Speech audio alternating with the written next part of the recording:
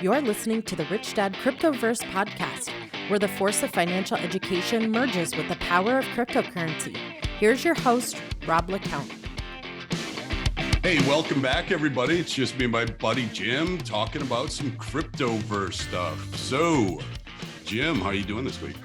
I'm doing well, brother. How about yourself? I'm enjoying some beautiful weather here in New York. It's in the 60s, mid-March.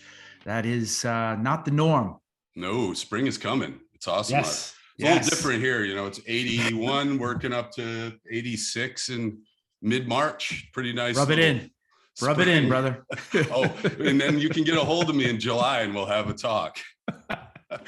Yeah, but you have dry heat. Listen, it's hot here. It's hot as hell here too. Yeah. But there's humidity, man. I'd rather trade. I want 120 with dry heat over 90 degrees and humidity, and you're just dripping. I don't know, man. So, I'm from back east too. And like, humidity was bad, right? Getting out of the shower and you can't dry off because like it's just like. But here, the dry heat, it's like everywhere you walk is like you're walking inside a hairdryer. It's like, I don't know. It just sucks the moisture. That's a good analogy. Yeah. That's a good analogy. I like my car that. door, I open it up and it just feels like somebody's got like a bonfire inside the car rolling. It's yeah. It's That's hot. funny, man. Hell That's on earth. funny. Yeah. Anyway, so the lot of news going on this week. There's been some cool action in the market. I mean, depending which side of it you're on. I mean, things are looking good today. So like we didn't get a chance to talk about it last week because, you know, we had our special guest on, which if you guys haven't watched that show, go back to last weeks and watch it because there's some really cool stuff in it. So yeah. I would go check it out. So this whole Biden executive order thing and, you know, some of the chaos that comes out of it, like, I'd just love to hear your take on it. Yeah. You know, I think, you know, there's two sides to it. Not everyone's going to be in agreement on it. I think there's a lot of language in the fact sheet and the executive order itself that I think is really positive for the macro crypto market.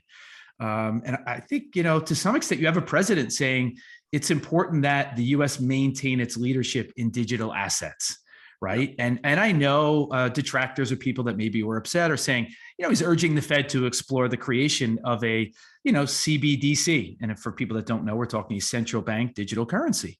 But it's noteworthy that this executive order doesn't really lay out a bunch of directives, but is really rather asking like broad questions about public policy goals. You know, and I think it's important. You want policy to start with thoughtful study and analysis and ideas, you know, that can be proposed and really discussed. I think personally, the U.S. should foster, you know, responsible innovation and manage, you know, risk similar to like kind of how we've done in the past. I go back to like 25 years ago, right? Bill Clinton, the Clinton administration, they built like a policy framework for the internet. And I think it's like kind of akin to what the Biden administration is going to have to do, I think, here for crypto. So again, we need regulation in the U.S. and, you know, federal agencies like such as, you know, like the SEC, you know, they have to put some guardrails in place and enforce laws. I'm totally on board with that.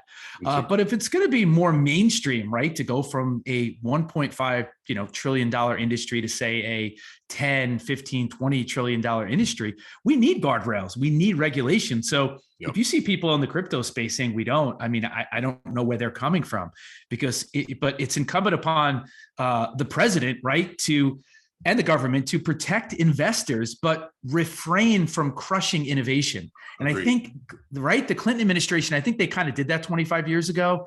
And I'm hoping that that'll take place here. And I think it will, as you look at, you know, Web3.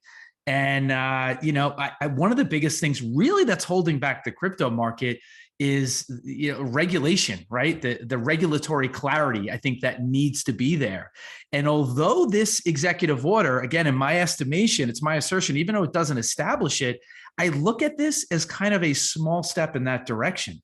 Yeah. So, right. I mean, I think crypto is going to be incredibly disruptive in a lot of ways. So if people listening, if you also believe that, then I think you want these regulatory guardrails that can allow the technology to express itself in a larger, more controlled way. And I know some people may say controlled, but is it really blockchain technology about decentralization? And I would say, yeah, we want to foster that and we're encouraging that, but it doesn't mean that there doesn't need to be some, some sort of regulation that is in there, just like we had to do with the internet when it was the Wild West years ago. And we're kind of seeing the same thing. And then to kind of pull in too, you see the conflict in Ukraine. I think it's still showing the world the value of decentralized finance. As people were able to transact through those means, and, traditional institutions in Ukraine, that they were facing challenges. It was arduous for them.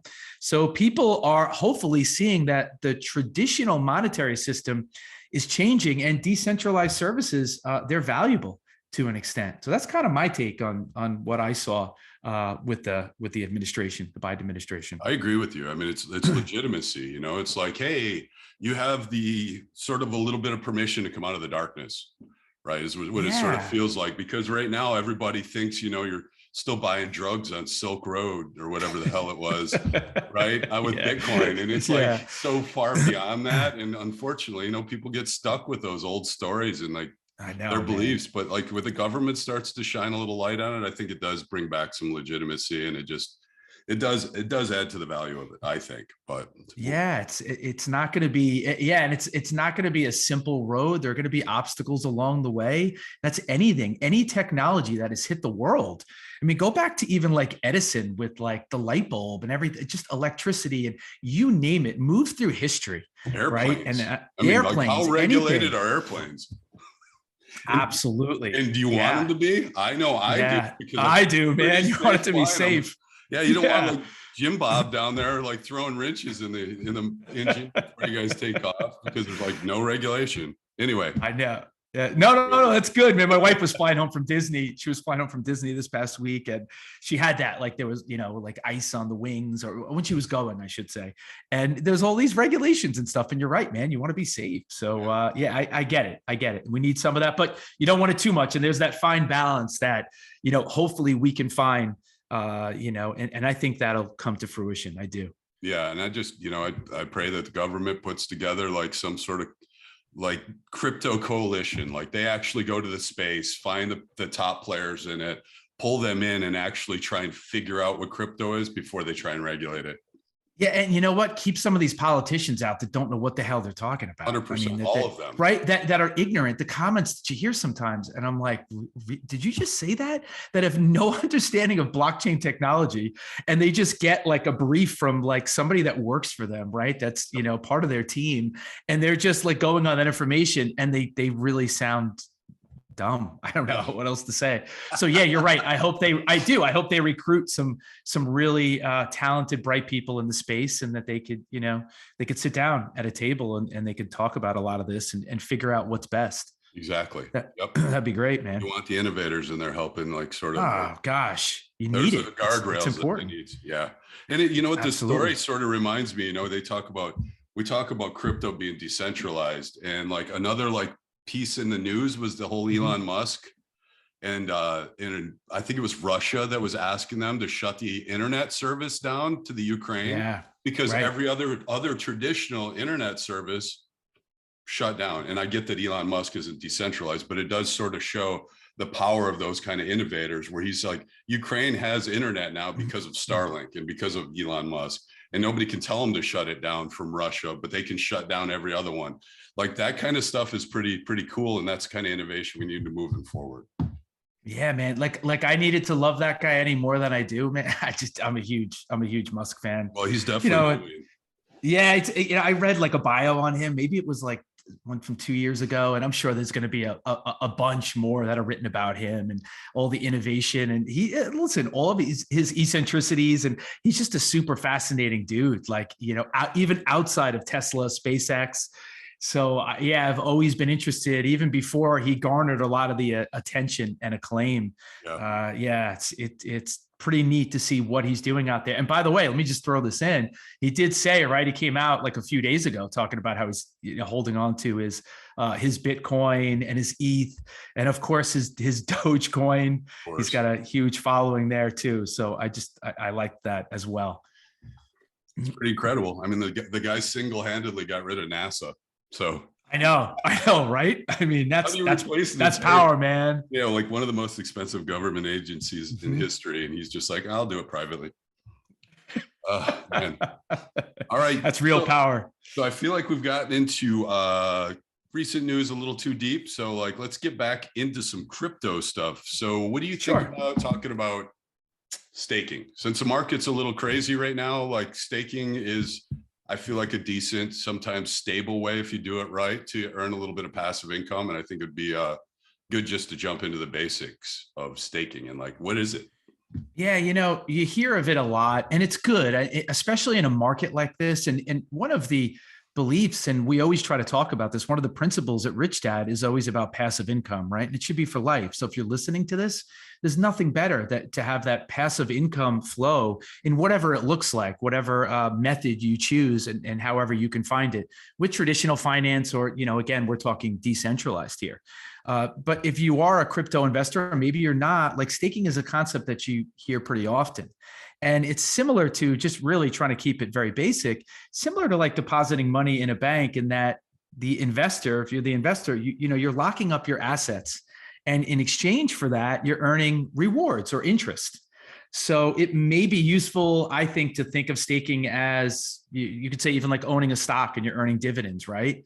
Yeah. So simply put, it's the act of locking crypto up and you receive rewards for it.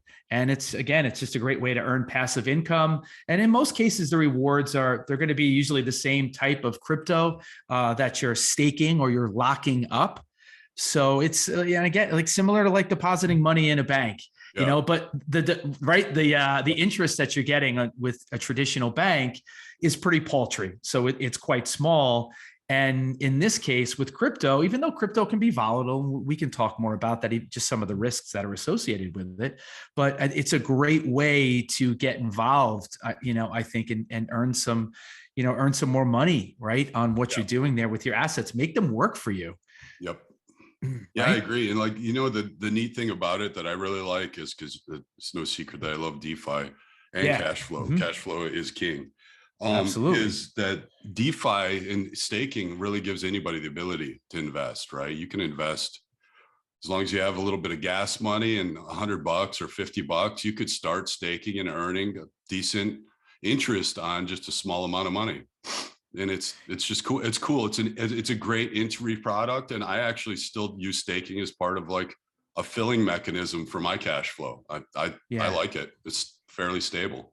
I do it too. Like I'm not going to really get into it. Maybe we're not going to get into it. We won't have time to get into it today, but even things like, a lot of people hear about the Luna ecosystem, and we can go there and look at like Anchor Protocol, and a lot of people are parking, money and, turning that into crypto, exchanging that for crypto. And they're parking what's known as UST, which is the stable coin in the Luna ecosystem. And they're getting like 20%, almost 20%, on that, the yield. Yeah. So there's a lot that's there that a lot of people don't really know about. And in traditional finance, they go, how's that possible? There's no way that you could really do that. So, and it may be worth, if I just mention it quick, when you look at staking, right? So it's available with cryptos that use what's called proof of stake models, right, in terms of processing their payments. So proof of stake is a more like energy efficient, alternative to the original proof of work model. And we hear a lot of that in the news. And, proof of work, it requires like mining devices that use computing power to solve mathematical equations and really interesting stuff, but above the conversation that we need to have right here today. So like Bitcoin, you think of Bitcoin, and right, we hear that in the news a lot about, well, we need to be more energy efficient, and, Ethereum moving from, proof of work to proof of stake, and ETH 2.0, a lot of this. So yeah, that's it. That's kind of neat. So I'm a huge fan of staking your crypto. Don't ever forget proof of space and time. That's right. Love it. Chives. Love it. A couple of the others. All right. Yeah. So we know sort of the rewards are decent, right? 10, 11, 8%, 13%. It just depends on what you find, where you stake it, the stability of the token, the stability of the network. All those things are important. We definitely don't want to get into that. But like, what are the different ways that you can actually stake it? Because I've heard of things like everything from liquidity pools, like we probably don't want to talk about, to pairs and stuff like that. But like from the simplest perspective, like, what does it look like to stake? Yeah. So just to reiterate just quickly, like, and I think it's important. So again, we're saying it's pretty easy when you do it, but it's just right. It's the way that you want to grow your holdings. It's kind of like a hands-off way to really invest. You're not really putting a ton of effort in, but you got to look at certain factors like what are the, APY, what are the rewards? Is there going to be a lockup period, and other aspects maybe of crypto that people really aren't aware of? But so the different ways, and we'll just again keep it really simple. I think for our purposes here, like you look at exchanges and crypto exchanges, and I know for a lot of people they're like, how do I even, like, where do I go, like, to buy crypto, right? So some people listening to us that maybe are trying to jump into the space, well, you'd go to an exchange, and that's really the most straight, forward point of entry for would-be stakers. So you would simply indicate the amount of coins that, you'd like to stake as you get on there. You know what? Maybe I should let me just share my screen. Yeah, I was going to ask you that. Like, this is. Let me share my screen on this. Oh, yeah, let me. And just to show, and I just pulled up a couple. So you can see here, these are a couple of places that I just pulled up like 3 of them. There are more, right? There are a lot of centralized exchanges that you can go on there, and they make it really straightforward and simple in terms of staking your crypto. So one of these happens to be Binance. And, for those people in the United States, you'd have to go to Binance US to set up an account here. For people outside of the country, you have to KYC. So that would be KYC, by the way, everybody is know your customer. Know your customer. So you gotta, prove where you are. You got to identify yourself with, passport or whatever, in buying the crypto, or, just making transactions as you set it up. So that would be one. Another one. Oh, look who it is. Matt Damon. Right. We see Matt Damon there, crypto.com. By the way, I just watched Ford versus Ferrari for the first time last night. I know it's been out forever, but I don't watch many movies, and pretty good. So if anybody wants to watch a cool movie about good old American muscle. I didn't even see it, man. Is it good? I'm a huge Matt Damon fan. I mean, it's he's good. A great it's actor. Like 3 hours long if you watch it like on whatever. There's nothing like Good Will Hunting. How do you like them apples there? So, it's just a great movie, man. So I love that. And then, so you have crypto.com. You could do the same thing. You'd have to set up an account there as well. Here's another one, Kraken. Now, from where I'm in New York, so I have a lot more restrictions. You can go to Coinbase if you're restricted and say you're here. It would be easier for you to go there. But these are all platforms. These are all centralized exchanges, again, that you can go to. And I'll stop sharing my screen, but those are exchanges that I just wanted to mention that people can go to, and you can, go there and stake your assets. So, and I need to say this, while there are security issues to thinking about taking this approach, because it's important to note, when you do stake on an exchange, you don't actually hold your keys to your crypto. So you're trusting the exchange to do that on your behalf. So that creates a level of risk that not all stakers are comfortable with. I know some people have had issues with some of the exchanges before. Don't need to go into crazy detail on there, but as opposed to your crypto just sitting idly in a wallet, right, a digital crypto wallet, if you go on an exchange, right, this can kind of do that for you. So these platforms really offer you the opportunity to do that. So just to highlight again, I know some people may be listening and you're not seeing what we're talking about here, but you would simply create an account, go to one of these exchanges. And these are all good. KuCoin is another good one. So these are, I'm giving you my favorite, the biggest ones that are really out there. Yeah, and you know what we'll do is go ahead, Jim, we'll throw links to like some of these just in our description, just to make it a little bit easier if anybody wants to check them out. I love to link to the getting started area, because it walks, all the exchanges will walk you through setting up your account and everything. So it just makes it pretty easy. So it's super simple. You go on there, you buy your proof of stake, stake coins that, you see what's available on there. They'll list what you can actually stake on their platform if you need to. So if you have some in your wallet, or you need to buy things from the exchange itself, and then, you can, you go to the staking page, and you find out what that is, and you simply put your stuff in there. You tweak your preferences in terms of the lockups now, and we can talk about that, and we get into maybe risks after this, because I think that's because like the because that's important. Like, so right, people need to know. So if it's like Luna or something, I think there's a 21-day window period there, that if you're locking your assets up, right, and you're gaining a yield and whatever that looks like on a platform like this, or even off of there with a decentralized exchange, whatever, there's usually you got to know what these lockup periods are and what the APYs are, and are they changing, and any other special can you features explain real quick what a lockup period is? I mean, I think so. So a lockup period would be, say you go on and you stake your assets there. So there may be a 30-day lockup period where you can't get your crypto back. So you would have to get the ball rolling to say, I would like to unlock my crypto, take it off the exchange, maybe sell it on the exchange, or bring it somewhere else, move it around. That is basically telling you need this window of time. So when you're looking at the market, it's something else to really consider. What's going on in the market? Do I want my crypto locked up for 30 days, 60 days, or even longer than that? Who knows how long with Ethereum at this point?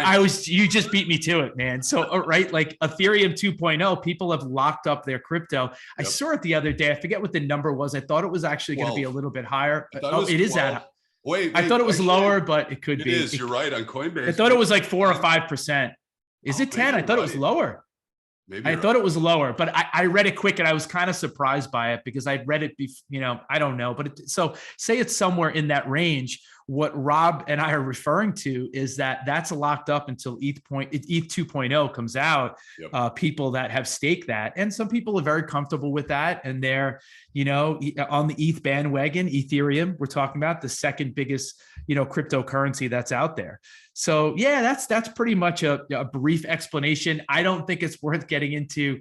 You can, like you alluded to it before, getting into things like liquidity pools, and you can use decentralized exchanges, to do things, and go to places like Uniswap. And we've talked about that before, but it gets a little bit more complicated, and maybe down the road we can touch on things like that, but it's kind of hard without doing like a full on tutorial where people can see that. And that's why classes and things, and I know Rich Dad always has a plethora of classes that are out there for different things, real estate, whatever, over the years, that Robert has always promoted that we're about education. So I'm hoping down the road there'll be more classes even for people to jump in on things like that. Honestly, we actually have one for this right now. We'll also you do? Oh, okay. Yeah, like our drop that in there. Rich Dad membership has got like a getting started section where we help people with their MetaMask and Coinbase and the whole nine. And so how's that? I didn't even know. Yeah, I love it. On yours, okay. Yeah. Now wait, Jeff on the weekly, Jeff on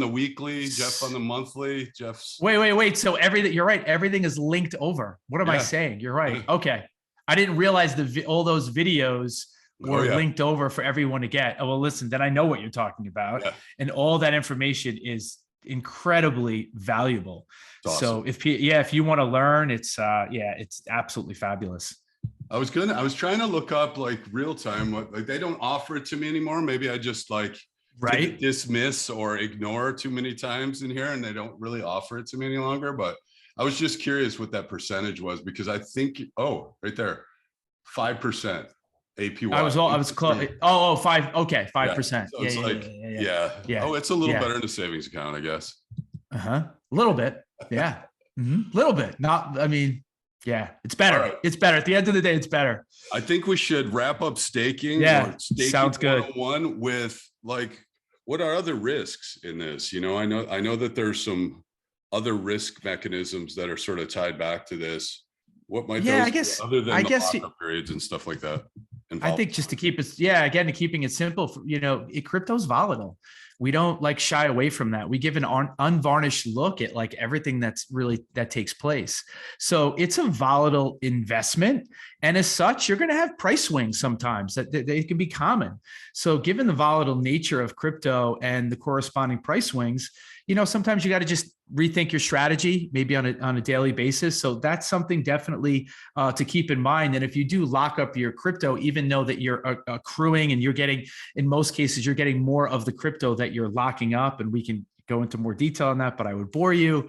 But when you do that, if the asset is depreciating, right? So even though you're gaining in that asset, it's still depreciating in value. So those are kinds of things that you have to think about. We've mentioned a lockup period, right? And however long that might be. And then also something else I think that is worth noting, you're going to have to pay fees. So there definitely are fees that are associated with staking, particularly if you do it through an exchange. So while it can be hugely profitable and a great way to earn passive income, it's just crucial that you know the kind of fees that you'll be incurring before, I guess, getting started on any platform. So you always want to look at that, and is any hidden language in there, or we say the small print.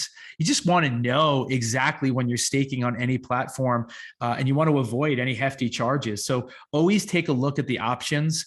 And it may not be for today as we're running on in this, but we could also delve into, and even next week or something, we could talk about, interest-bearing digital asset accounts and talk about things like, BlockFi or Celsius, where and very similar, right? Where you can deposit your crypto and you're earning a yield on it, right? Like you would with a savings account too. So interesting to do that, dealing more with, stable coins in exchange for depositing. So that's something else that we can, possibly look to in the future. But I would say those are the risks that are associated with basic staking on an exchange like that. Perfect. I feel like I understand it pretty well.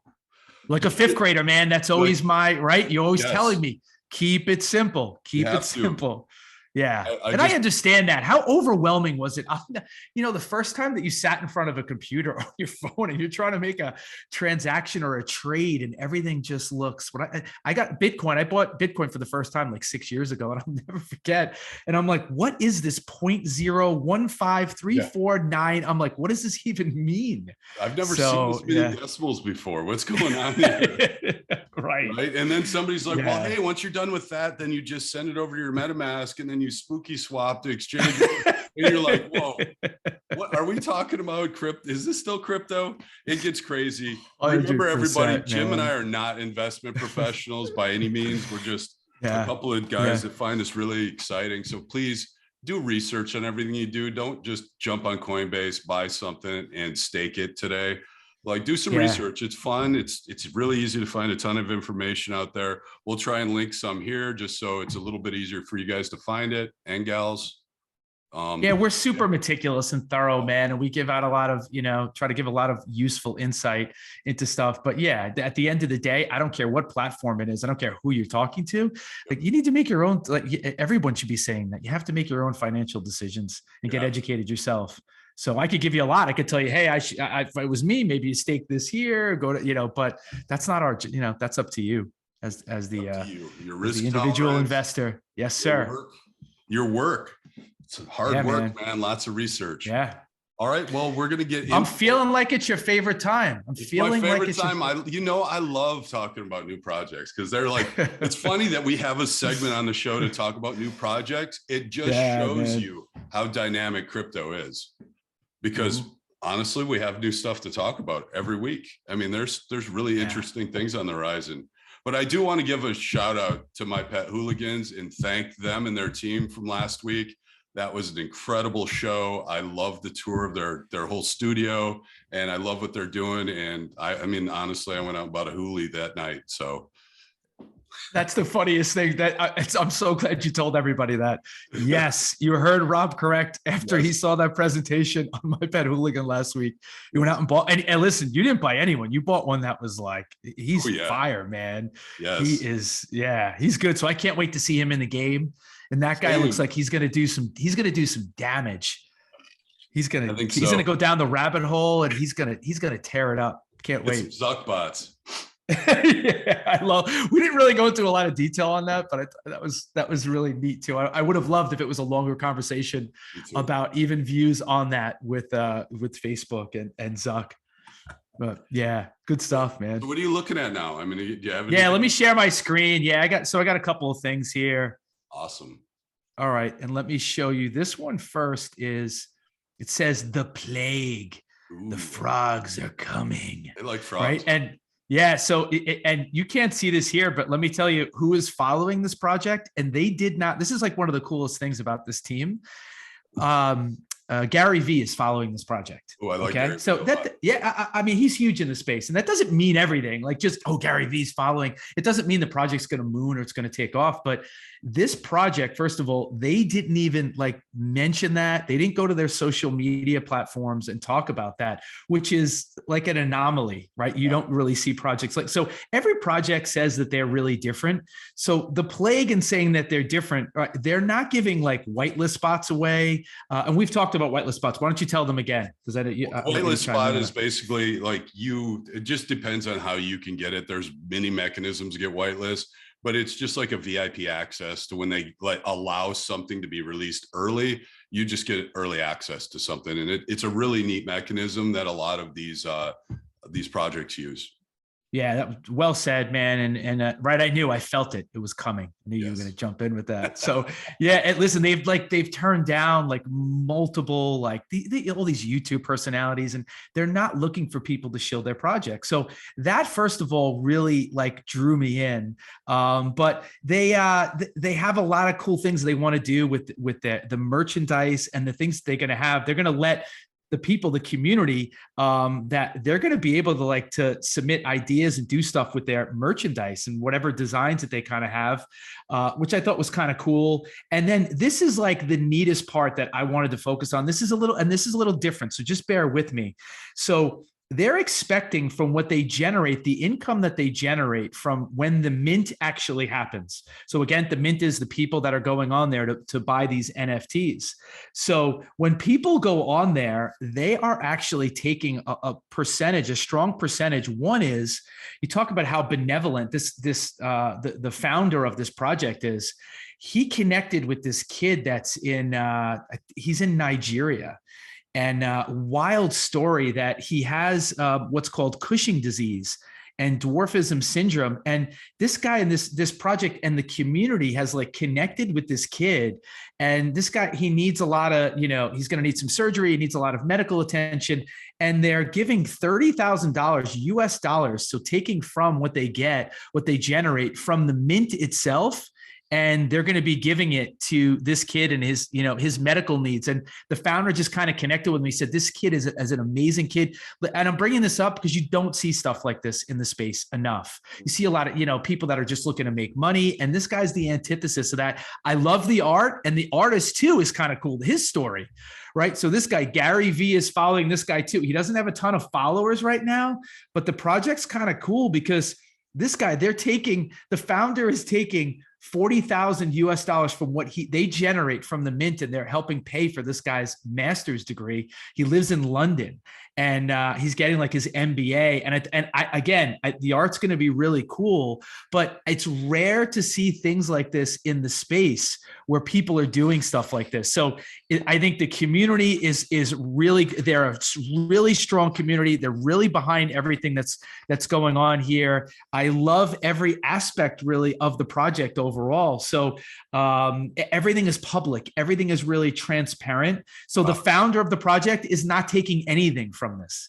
He's taking zero. So the transparency that I think people see, and there's going to be two phases of this. I think the phase one is going to be like 1,000, NFTs. And then after that, they're looking for like a bigger launch there, maybe like a 10,000 K supply. So this is one that I wanted to bring up that I just really like. It's very different. And I know in the space, being connected to a lot of different NFT, people, projects and teams, that people want this guy's attention. And he's like, look, I'm not into you shilling this project. I want organic growth. I want this to be real. I care about the community. I care about the vision, the long-term plan for this. So it's something, again, the plague is something that I think people should have on their radar. And then number two is called the Aneroverse. And they say that they have 68,000 followers. Legit. This is another one, man. These guys aren't looking to, and by the way, AN stands for anime. So this is like an anime based project, and Arrow was added to like create a word that was like easy on the tongue and undoubtedly like, just sounds like a brand. Yeah. So this is more about a brand. So they're saying they want to be a brand without, bounds. And that's kind of cool. I think this project's going to have some staying power. Again, like the plague, they have a really strong community. The team is authentic. They're innovative. And as part of the project, they're developing what they call like a streetwear marketplace. They're going to have some manga development. And if you don't know what that is, that's like, comics and graphic novels that, originating from Japan. So they're going to have that too. And then they're going to have a metaverse presence. And what I thought was wild, get this now, in terms of the metaverse that they want to build out. And remember, a true metaverse takes a long time to build out. Yes. So it's not like when you see people just slap that name, on a project, or that word, I should say.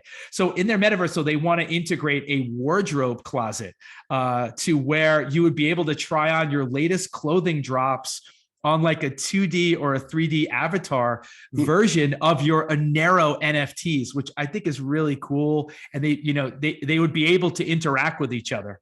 So these are going to be really high end, I would say, NFTs.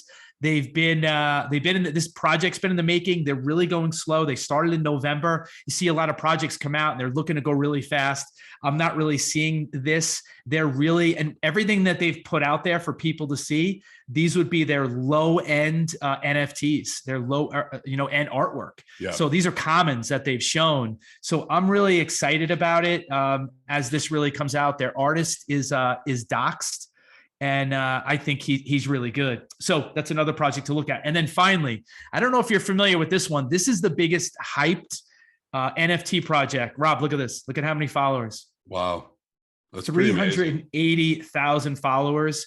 And the imaginary ones. By the way, real go ahead. Quick, just so everybody also notices, look at the joined date for the actual account creation.